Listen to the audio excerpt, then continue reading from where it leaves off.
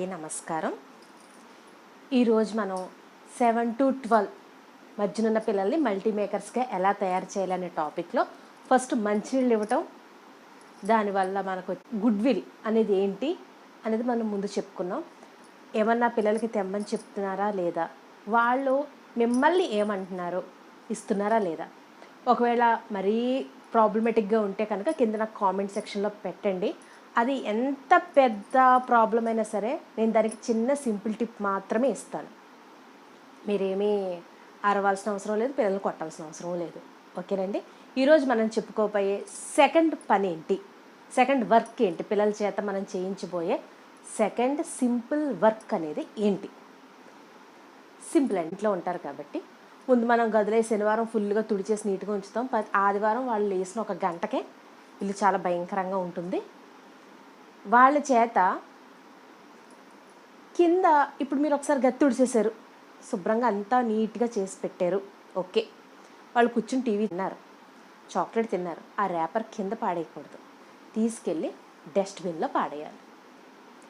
Biscuit, lace ఏం తిన్నా సరే ఆ ర్యాపర్ కంప్లీట్ అయిపోయాక ఆ ర్యాపర్ అనేది తీసుకెళ్ళి మన డస్ట్బిన్లో వేయాలి.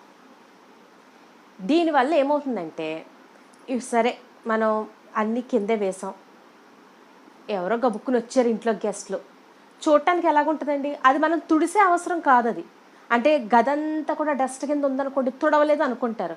మనం కూడా ఒకసారి తుడిసాక మళ్ళీ ఇంకోసారి ఎందుకు తుడుస్తాం, అవి పిక్ డస్ట్, అదంతా కూడా పిక్ డస్ట్ అంతే తప్ప మనం తుడవాల్సిన అవసరం అయితే లేదు. తీసి పాడేయవలసిన వస్తువులు అయ్యి.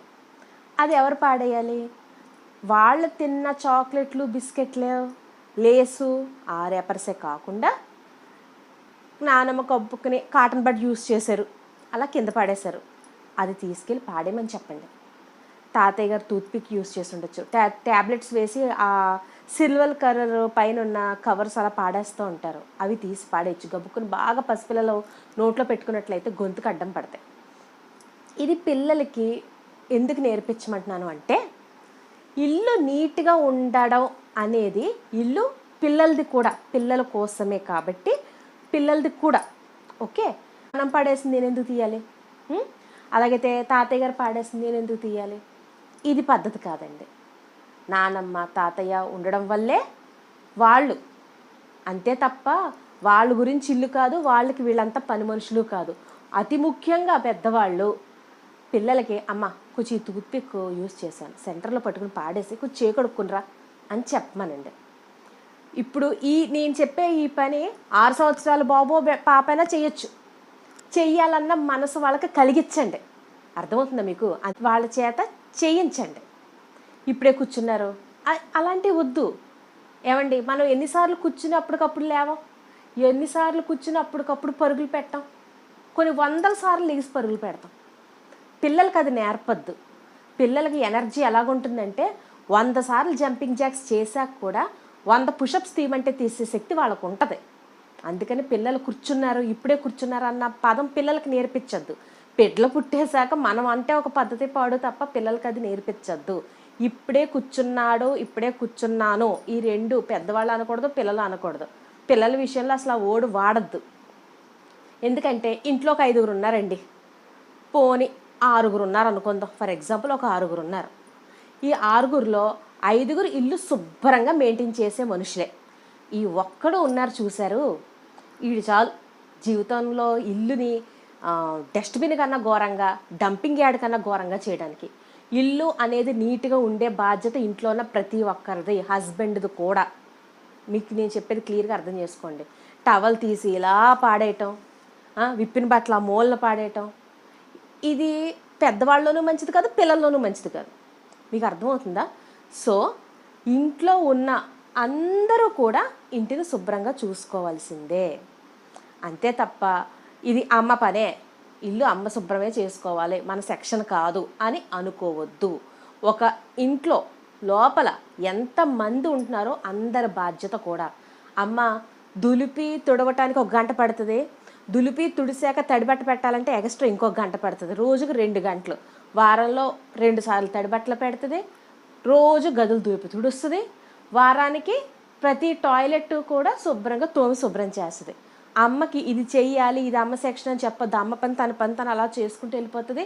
నానమ్మ గారు కానీ ఇంట్లో ఉన్న ఇంకే ఆడవాళ్ళైనా సరే వంటలోను వాటిలోను సాయం ఆడవాళ్ళు ఎప్పుడు కూర్చోరండి. ఏదో ఒక సాయం పని చేస్తూనే ఉంటారు. ఎప్పుడైనా ఆరోగ్యం బాగోకపోతే 1 గంట రెస్ట్ తీసుకుంటారేమో అంతే.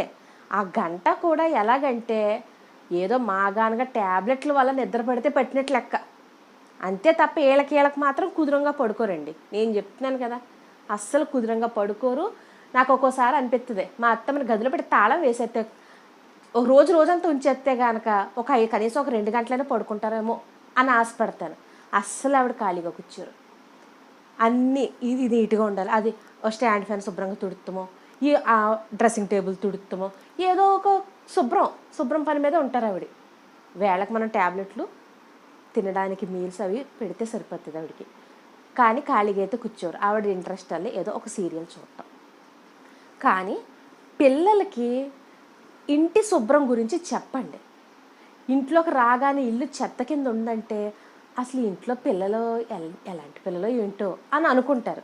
అదే ఇంట్లోకి రాగానే ఇల్లు నీట్గా ఉంది అంటే కనుక ఫస్ట్ అమ్మ చూస్తారు, ఇంటిని చూసి ఇళ్ళని చూస్తారు. తర్వాత పిల్లలు కూడా నీట్గా మెయింటైన్ చేసుకుంటున్నారు అన్నమాట, వెరీ గుడ్ అనుకుంటారు.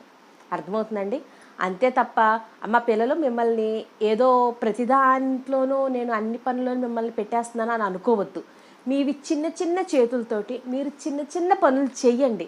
మాకు ఎంత ముద్దుగా అనిపిస్తుంది అంటే, ఎంత హాయిగా అనిపిస్తుంది అంటే, మా పిల్లోడు ఒక దారిలో పడ్డాడు, ఒక క్రమశిక్షణలో పడ్డాడు.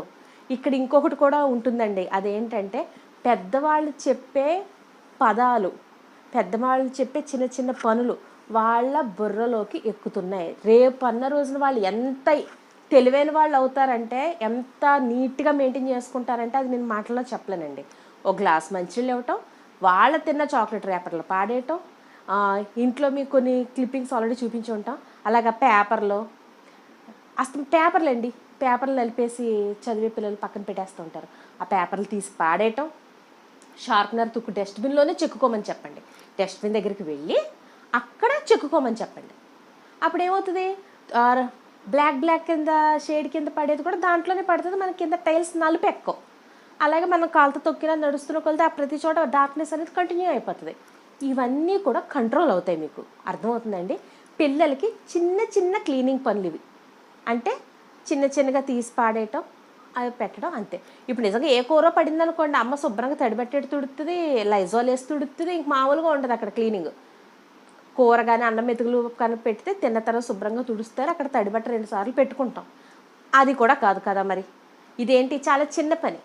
గది తుడవటం కాదు, అసలు తుడవను కూడా అక్కర్లేదు, తీసి పాడేయటం. ఇప్పుడు అమ్మ వంటగదిలో అలసిపోయి హాల్లోకి వస్తుంది, కింద రేపర్లో ఏంటో గబగబా అది తీసుకెళ్ళి డస్ట్బిన్లో పాడేస్తుంది. అమ్మ ఎందుకు పాడేయాలి? నువ్వు పాడేయచ్చు కదా, నువ్వు చిన్నోడవే కదా. పోనీ తాతయ్య గారే కాస్త లేక అది తీసుకెళ్ళి ఆ మందులది అక్కడే వేసేసారు. నువ్వు తీసుకెళ్ళి పాడే, తాతయ్య గారు నేను బయటికి తీసుకెళ్ళరా, నీకు కావాల్సిన కొనరా, శుభ్రంగా ఆడిస్తారు, ఎత్తుకుంటున్నారు కదా, తాతయ్య గారిదే చేసారు, తీసి పాడే. మీ తాతయ్య మీ నాన్నమ్మే కదా, మీ నాన్నగారే కదా. మానా అన్న ఫీలింగ్ని పిల్లలు పెంచుకోండి. అలాగే పిల్లల్లో ఆ ఫీలింగ్ని పెంచండి. అది రేపు అన్న రోజున చాలా ఉపయోగపడుతుంది. ఏదైనా ఒక చిన్న గబుక్కున ఒక మాట అన్నా మా నాన్నే కదా అన్న అలవాటు వస్తుంది. అదే మీరు కూర్చోబెట్టి వాళ్ళు సాకారా, వాళ్ళకి మంచి చెడు తెలీదు, వాళ్ళ సిచ్యువేషన్స్లో ఏం చేస్తున్నారు, ఏం మాట్లాడుతున్నారు అని కూడా తెలియదు. నిజంగా నేను చెప్తున్నాను కదండి, ఎవరైనా ఒక పని చేస్తే దానికే అంత ఫీల్ అయిపోతున్నారు. అదేమన్నా పెద్ద పనా, అదేమన్నా పెద్ద ఇదా అని మాట్లాడుతున్నారు పిల్లలు ఈ మధ్యకాలంలో.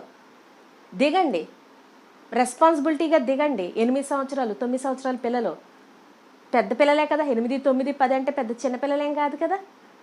చెయ్యండి, ఏం కాదు. మీకు చక్కటి భగవంతుడు అన్ని విధాలు మిమ్మల్ని ఆశీర్వదించే పంపించారు కాబట్టి అమ్మ నాన్నలకు కాస్త ఇటు చొంపు తీసి అటు పెడతా ఉండండి, వచ్చే నష్టం ఏమీ లేదు. ఓకేనమ్మా? Thanks for watching.